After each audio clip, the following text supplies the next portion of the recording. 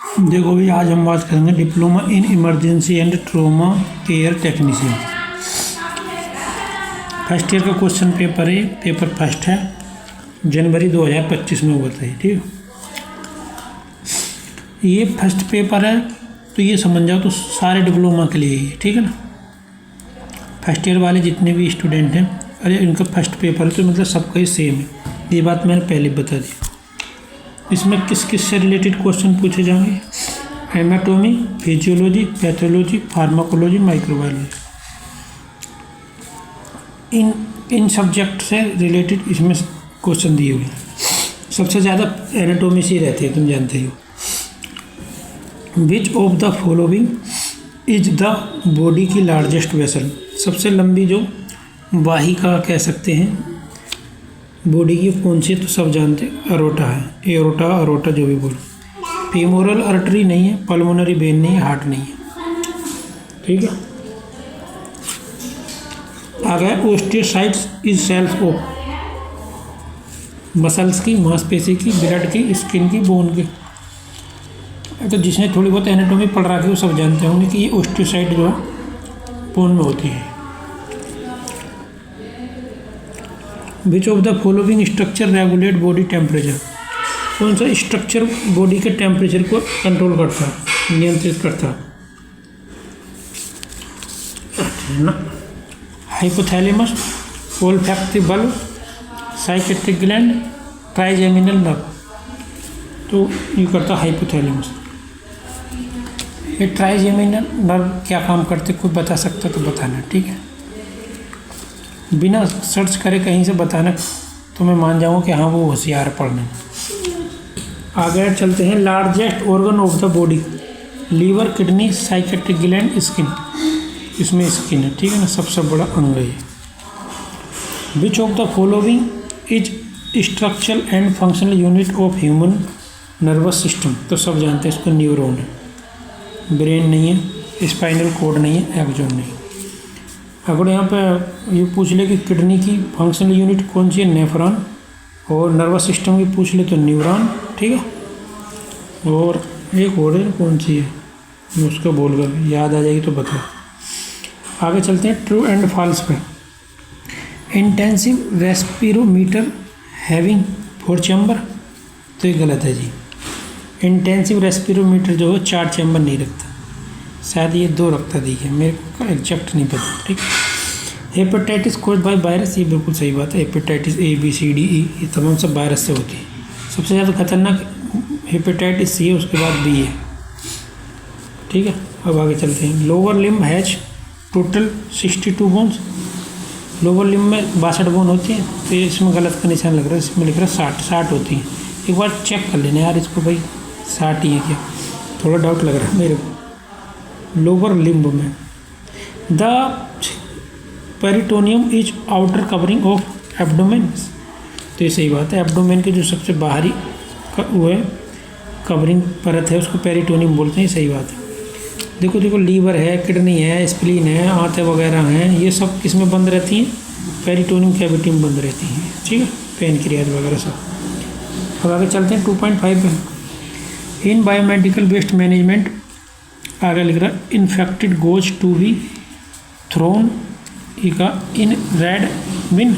ये कहनी चाह रही है बायोमेडिकल वेस्ट मैनेजमेंट में इन्फेक्टेड जो गोज हैं उनको रेड बिन में फेंका जाता, तो ये गलत बात। येलो बिन में फेंकते हैं इनको भी। ठीक है, फिल इन द ब्लैंक्स पे देख लेते हैं भैया। The main function of mitochondria क्या है? तो ये एनर्जी प्रोडक्शन, ये जो सेल के लिए क्या है? ऊर्जा प्रदान करती है। आगे जी, the fluid protein of blood is called? मतलब क्या चाहिए? फ्लूइड प्रोटीन जो वो ब्लड से ऑफ ब्लड की जो प्रोटीन वाला पार्ट है, प्रोटीन वाला जो द्रव है उसको क्या बोलते हैं? तो ये तो तुम जानते होगे, प्लाज्मा बोलते हैं इसको।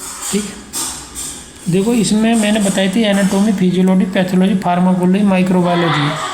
लेकिन तुमने देखो अभी तक जितने भी क्वेश्चन है सब एनाटॉमी फिजियोलॉजी के हैं। अभी तक पैथोलॉजी, फार्माकोलॉजी और माइक्रोबायोलॉजी का तो कोई क्वेश्चन ही नहीं है। मतलब इसमें ज़्यादातर एनाटॉमी और फिजियोलॉजी पूछी जाएगी पेपर फर्स्ट में। चाहे लैब टेक्नीशियन के हों, एक्सरा के हों, ओटी के हों, इमरजेंसी के हों, ब्लड ट्रांसफ्यूजन के हों, मतलब कोई भी डिप्लोमा हो, या सीटी स्कैन के हों, एमआरआई के हों, कुछ भी हो। इस पेपर फर्स्ट जो है फर्स्ट ईयर वाला का सबका सेम है। तो अब ये मत समझना है कि इस पर ब्लड ट्रांसफ्यूजन लिखा है तो ब्लड ट्रांसफ्यूजन वाला का है, ये इमरजेंसी का, ऐसा कुछ नहीं, सबको सेम है। अब कहाँ पे आ गए थे हम? अब आ गए हम इस पर, mycology is the study of muscle. इसमें किसकी स्टडी होती है? मसल की होती है। अगर खालिस्तान है gland secrete saliva, salivary gland क्या सलाइवा सेक्रेट करते हैं, क्या saliva. Anaemia is caused due to the deficiency of iron की कमी से क्या एनीमिया हो जाता है, ये कहनी चाह रही है। अब आगे चलते हैं जी शॉर्ट क्वेश्चन पर। Discuss caused by micro organism, discuss करो नहीं डिसीज़ को, ऐसी डिसीज़ जो माइक्रो ऑर्गेनिज्म से होती है। ऐसे तो हेपेटाइटिस बी सी ये भी माइक्रो ऑर्गेनिज्म से होते हैं।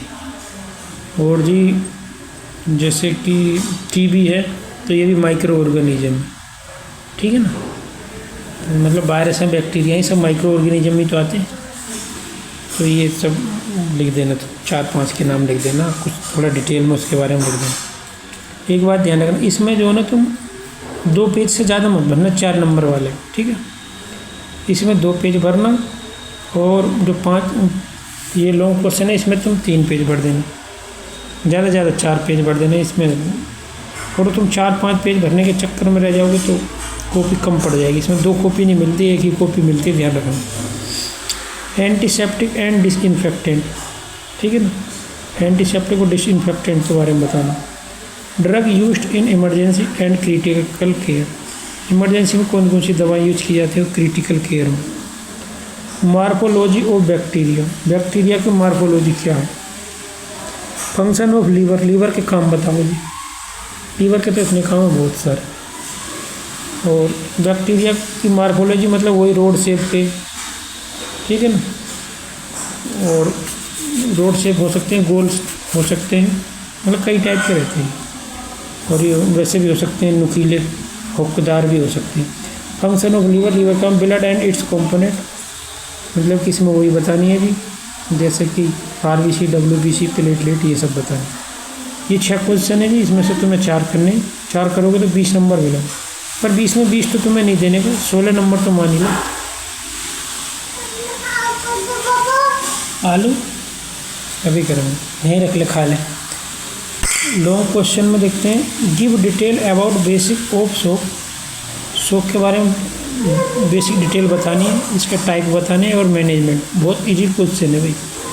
ये 4 टाइप के शॉक होते हैं। सेप्टिक शॉक होता है, देखिए, न्यूरोजेनिक शॉक होता है, हाइपोवोल्यूमिक शॉक होता है, और एक और होता है कार्डियोजेनिक शॉक होता है, देखिए शायद। 4-5 टाइप के हैं ये, इनकी डेफिनेशन बतानी है और इसे टाइप हो गए, इसको ठीक कैसे कर सकते हैं, प्रबंधन इनका बताना। Give a brief description of endocrine gland और इनके फंक्शन, जैसे कि थायराइड ग्लैंड हो गई, पीनियल ग्लैंड हो गई, पिट्यूटरी ग्लैंड हो गई, ठीक है ना। पैनक्रियाज होगी, नहीं पैनक्रियाज एंडोक्राइन में हाँ लिख सकते हैं इसको। बेटा मेरे सही से बैठो। आगे है जी 3 नंबर है, describe basic disorder of bleeding coagulation system, bleeding disorder के बारे में बतानी, ठीक है ना। जैसे क्लोटिंग फैक्टर हो गए इसमें, हेमोफीलिया, बोन विले ब्रांड, ये सब हो गए इसके बारे में। एक कोआगुलेशन और ब्लीडिंग डिसऑर्डर और एक एंटी कोआगुलेंट, ये 2 क्वेश्चन रख लेना भाई, ठीक है ना। मतलब खून जो नहीं जम रहा वो किस किस वजह से नहीं जम रहा, उसके ये वजह बतानी है, डिसऑर्डर बताने। और एक एंटी कोआगुलेंट जो ब्लड को प्रिजर्व करके रख सकते हैं, प्रिजर्व की सेल को, वो बतानी है। आगे चलते हैं, describe various route of drug administration, दवाई किस किस माध्यमों से मरीज को दी जा सकती है।